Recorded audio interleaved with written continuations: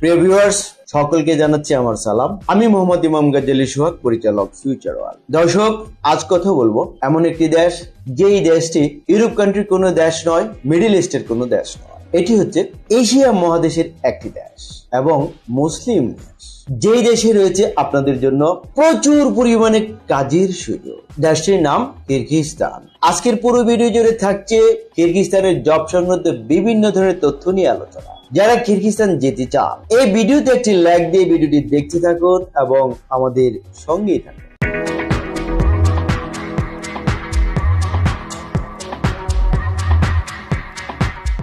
দর্শক, আপনারা জানেন আমরা কিরগিজস্তানে কাজকর্ম করছি। ইতিমধ্যে আমাদের কাছে কিরগিজস্তানের কিছু সফলতা চলে এসেছে। কি সেই সফলতা? ভিসা।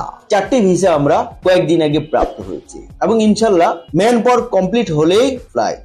দোয়া করবেন। মিষ্টি মুখ।